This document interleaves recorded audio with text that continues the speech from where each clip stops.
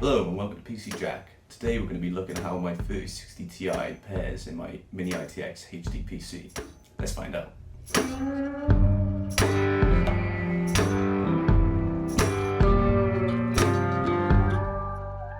Now the 3060 Ti was actually launched back in December, and despite the lack of stock, I actually did manage to find one for a decent price on scan. I managed to get my EVGA 3060 Ti Gaming XC for £450. If you can compare to what they're being sold for now, I think is a pretty good deal for what you're getting. Now I know what you're thinking, a 3060 Ti is most likely overkill for a HD PC, but now I don't just use my HD PC for just watching Netflix. I do actually use it as a gaming PC for my living room, or I'll also be using it for VR. I was previously using a 1660 Super, but it wasn't quite handling the games that I was playing with the right settings. So I thought a 3060 Ti might be a decent upgrade over that if I wanted to be maxing out some VR games. My main question for today though is exactly how well this small card can actually do in a small form factor system. The case we're going to be putting this GPU in is actually my Silverstone SG05-Lite. So here's our small form factor system that we're working with today. I'll give you a brief rundown on the actual parts used, though it is, as you can see, it's a bit difficult to make it out in there. But obviously we've got our EVGA 3060 Ti Gaming XC there, looking mighty fine in that small enclosure. This is running on a Gigabyte B450i Aorus. It's not bad, I've been enjoying it so far and it hasn't given me any problems. And that's paired with a Ryzen 5 2600X. Now you may think that may be a bit older and a bit of a bottleneck for a 3060 Ti, but if you're playing at 1440p, the actual performance is going to be extremely negligible. That's going to be totally fine on there. And that's being cooled by a Noctua NH-L9a. It's one of my favourite coolers. It's such a good low profile one, which is perfect for this type of build. Powering this system, we actually have a Seasonic SG05-Lite, which is a really good SFX unit, especially because it's got that 120mm fan, which is quite ideal. We can actually dissipate a lot more heat easier with that full-size fan.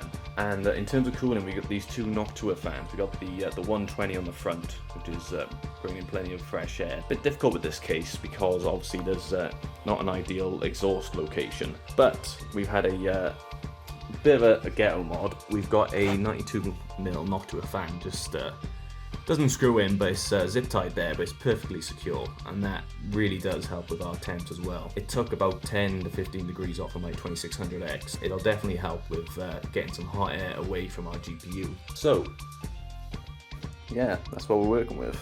So what we're going to do is we're going to try this out at stock settings. As it's a card that's aimed at 1440p, we'll just stick to that resolution. We'll see if we can actually use this card without any thermal interference from the small form factor setting. So I've just been playing GTA 5 for a couple of minutes, just maxed out 1440p just to see how we get on. And we're actually already looking pretty toasty at 87C.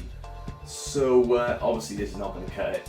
And we can see our clock speed is starting to throttle a little bit and go back down. I think what we're going to have to try and do is just do a touch of undervolting to see if we can bring that down a bit. So I've done a bit of tweaking in MSI Afterburner just to try and bring the temperatures down a little bit. So what I've done is I've managed to bring the actual voltage down to about 925 millivolts, and that's running it at around 1935 megahertz, near enough where we were boosting to previously. The other thing I have done as well is tweak the fan curve a little bit to be a little bit more aggressive. With the more aggressive fan curve, it will get a bit more loud, but generally I'll take a system that's louder than overheating personally.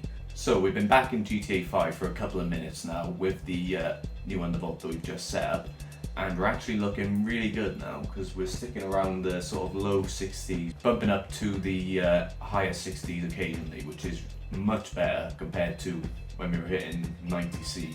We're also sticking by that 1935 megahertz clock speed. It's not really giving us much of a noticeable drop in performance. Like, we're still maintaining about between 60 to 80 FPS in Los Santos while we're driving around, which to me is a reasonable sacrifice for better thermal performance. It is a little louder with the more aggressive fan curve, but it's nothing to particularly distract you from your gaming, so I just think that's pretty decent overall.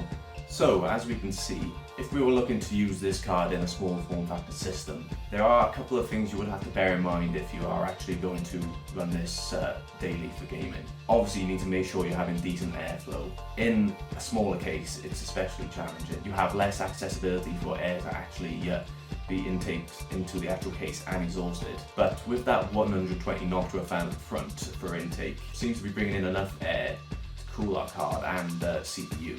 And the 92mm exhaust is actually pretty handy for actually getting that air out in such a small enclosure. Especially as we were hitting that 90C mark, we just had to try and tweak some settings. Thankfully, that undervolt that we did didn't really have too much of a knock-on effect on performance. We managed to reduce our temperatures down from around 90C all the way down to the mid-60s, which is more than ideal in such a small enclosure.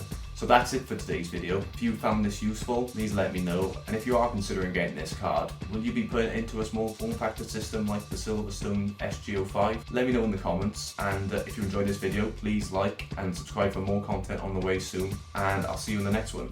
Thank you.